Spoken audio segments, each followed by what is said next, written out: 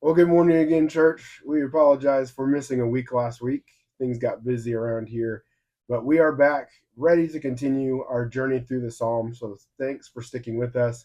This video is going to cover July 24th through the 30th and the 31st through the 6th. So that's like 40 Psalms, Psalm 61 through Psalm 102. So, opening question, where are we in the Psalms? We are all over the place. 61 through 102 is a very large group of Psalms. According to the Bible Project video that we saw at the beginning of the book of Psalms, we know that um, the book of Psalms is divided into 5 divisions. So the chapters that we're covering in these 2 weeks actually span book 2, 3, and 4 of those 5. Book 2, which is chapters 42 to 72, have us hoping for the future return of God's presence and glory among his people.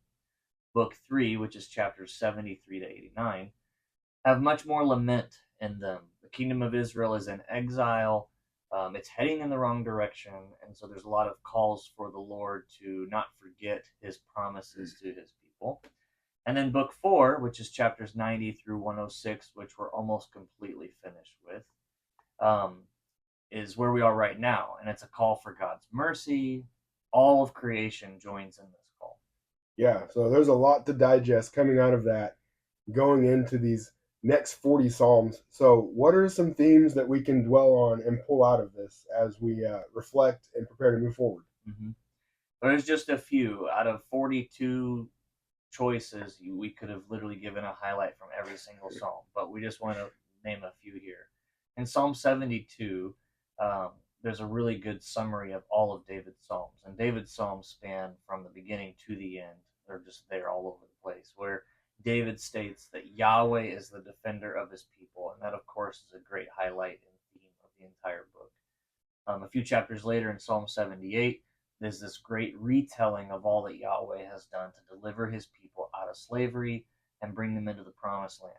And that's a familiar story, and that's intentionally familiar because it's repeated so much of the scriptures. In small group last Sunday, Jeremy McQueen pointed out that how it's just so important, even in our praise and our worship on Sunday mornings, to sing songs and in our prayers and our reciting of scriptures, just to remember all that Yahweh has done for us so that Yeah, we do not forget.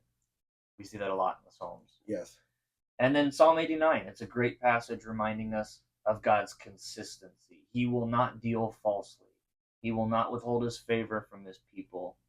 He will not violate his covenant. And it goes on in those great reminders. So this is important because no one, not even those who love us the most or that we would consider the most faithful in Mm-hmm. our lives, no one but Yahweh is 100% consistent in that love, that patience, that mercy, that grace. But our God is. Yeah, that's really, really good.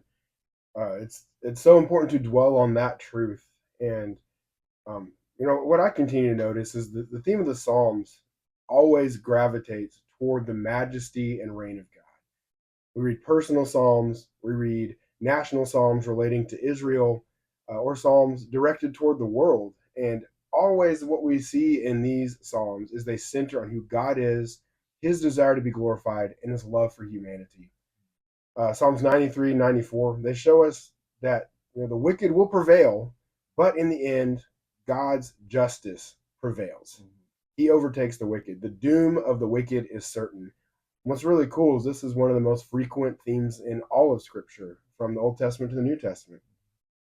The Psalms 97 or 95 through 97 are known as the theocratic Psalms. What's that mean? That's relating to the reign and the sovereignty and rule of God.